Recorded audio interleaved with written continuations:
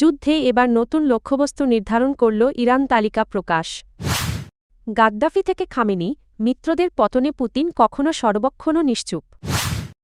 দেশগুলো তাদের রিজার্ভ করে রাখা তেল ছেড়ে দিতে পারে, এর অর্থ কী? ইরান নিশ্চিহ্ন হওয়ার পথে, ট্রাম্প। ইসরায়েলে একযোগে ১০০টি ক্ষেপণাস্ত্র নিক্ষেপ করল হিজবুল্লাহ।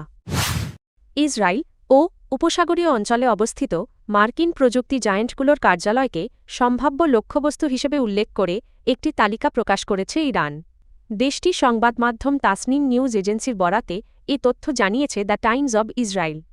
প্রতিবেদনে বলা হয়েছে তালিকায় মার্কিন প্রযুক্তি প্রতিষ্ঠান আমাজন, গুগল, মাইক্রোসফট এবং এনভিডিয়ার ইসরায়েল ও উপসাগরীয় দেশগুলোতে থাকা অফিসগুলোর নাম উল্লেখ করা হয়েছে।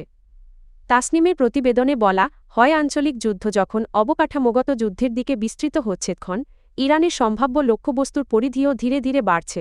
তবে এই সম্ভাব্য লক্ষ্যবস্তুর বিষয়ে কোনো নির্দিষ্ট সূত্র উল্লেখ করা হয়নি।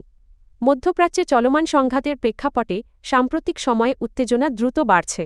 বিশেষ করে ইরান ও ইসরায়েলের মধ্যে সরাসরি ও পরোক্ষ হামলা পাল্টা হামলার ঘটনা বৃদ্ধি পাওয়ায় অঞ্চল জুড়ে নিরাপত্তা পরিস্থিতি অস্থির হয়ে উঠেছে। ইরানের সর্বোচ্চ নেতা আয়াতুল্লাহ আলী খামেনি যুক্তরাষ্ট্র ও ইসরায়েলের যৌথ হামলায় ২৮শে ফেব্রুয়ারি নিহত হন। পরের দিন রাশিয়ার প্রেসিডেন্ট ভ্লাদিমির পুতিন এই ঘটনাকে হত্যাকাণ্ড এবং মানবিক নৈতিকতা ও আন্তর্জাতিক আইনের নির্লজ্জ লঙ্ঘন বলে বর্ণনা করেন। তবে এই হামলার জন্য কারা দায়ী সে বিষয়ে তিনি সরাসরি কিছু বলেননি। ইরানের প্রেসিডেন্ট মাসুদ পেজেশকিয়ানের কাছে পাঠানো শোকবার্তায়ও পুতিন যুক্তরাষ্ট্র বা ইসরায়েলের নাম উল্লেখ করেননি। রাশিয়া ও ইরান ২০২৫ সালের জানুয়ারিতে একটি কৌশলগত অংশীদারিত্ব চুক্তি স্বাক্ষর করলেও ওই চুক্তি অনুযায়ী মস্কো ইরানকে সামরিক সহায়তা দিতে বাধ্য নয়।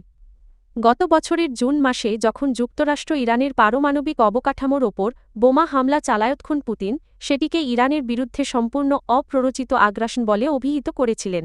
তবে তখনও তিনি সরাসরি যুক্তরাষ্ট্রের নাম উল্লেখ করেননি। এমনকি যুক্তরাষ্ট্র ও ইসরায়েল যদি আয়াতুল্লাহ আলী খামেনিকে হত্যা করে তাহলে কী হবে, এমন প্রশ্নের জবাবে পুতিন বলেন, আমি এই বিষয়টি নিয়ে কথা বলতে চাই না। জি-৭ভুক্ত দেশগুলো জানিয়েছে ইরান যুদ্ধের কারণে তেলের বাজারে অস্থিরতা অব্যাহত থাকায় তারা স্ট্র্যাটেজিক রিজার্ভ বা কৌশলগত মজুদ থেকে বাজারে তেল ছাড়ার বিষয়টিকে সমর্থন করে।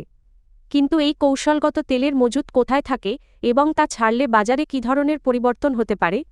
বিশ্বব্যাপী তেলের সরবরাহ বিঘ্নিত হওয়ার পরিস্থিতি মোকাবিলার জন্য ইন্টারন্যাশনাল এনার্জি এজেন্সির আইইএ সদস্য সব দেশেরই কমপক্ষে ৯০ দিনের সমপরিমাণ তেল মজুত করে রাখা বাধ্যতামূলক।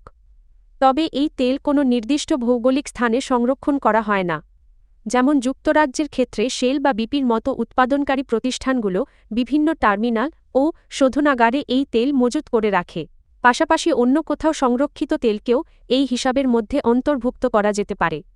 মজুদ থেকে তেল ছাড়ার অর্থ এই নয় যে বাজারে হঠাৎ করে তেলের বন্যা বয়ে যাবে বা সরবরাহ ব্যাপকভাবে বেড়ে যাবে, বরং এর মাধ্যমে উৎপাদনকারীরা শোধনাগারগুলোর জন্য বাজারে আরও বেশি তেল সহজলভ্য করে দেয়।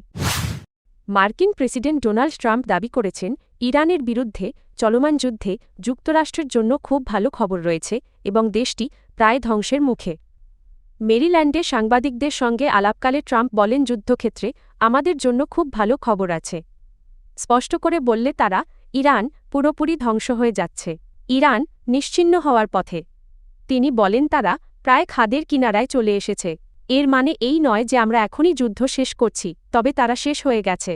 তাদের কোনো নৌবাহিনী নেই, কোনো বিমান বাহিনী নেই, তাদের কোনো আকাশ প্রতিরক্ষা ব্যবস্থা নেই, অন্য কিছু নেই, তাদের কোনো নিয়ন্ত্রণ ব্যবস্থা অবশিষ্ট নেই। আমরা এখন ওই দেশটির ওপর দিয়ে মুক্তভাবে বিচরণ করছি। ট্রাম্প আরও বলেন, এখন আমরা সমুদ্র প্রণালীর দিকে কড়া নজর দেব। প্রণালীগুলোর অবস্থা এখন বেশ ভালো। তিনি বলেন, মূল বিষয় হল আমাদের জিততে হবে, দ্রুত জিততে হবে, তবে সেই জয় নিশ্চিত করতে হবে। অধিকাংশ মানুষ বলছে আমরা ইতোমধ্যে জিতে গেছি। এখন প্রশ্ন হল, কখন আমরা থামব? আমরা চাই না এই শক্তি আবার মাথাচাড়া দিয়ে উঠুক। লেবানন ভিত্তিক সশস্ত্র গোষ্ঠী হিজবুল্লাহ বুধবার ১১ই মার্চ দিবাগত রাতে ইসরায়েলের উত্তরাঞ্চল লক্ষ্য করে ব্যাপক রকেট হামলা চালিয়েছে। ইসরায়েলি প্রতিরক্ষা বাহিনী আইডিএফ জানিয়েছে, লেবাননের বিভিন্ন এলাকা থেকে একযোগে প্রায় ১০০টি রকেট ও ক্ষেপণাস্ত্র নিক্ষেপ করা হয়। চলতি মাসের শুরুতে সংঘাত তীব্র হওয়ার পর এটিকে ইসরায়েলের ওপর হিজবুল্লাহর সবচেয়ে বড় ও শক্তিশালী হামলা হিসেবে বিবেচনা করা হচ্ছে। এই হামলার ফলে হাইফা শহরসহ গ্যালিলি এবং গোলান হাইটসের বিস্তীর্ণ এলাকায় সাইরেন বেজে ওঠে এবং আতঙ্ক ছড়িয়ে পড়ে।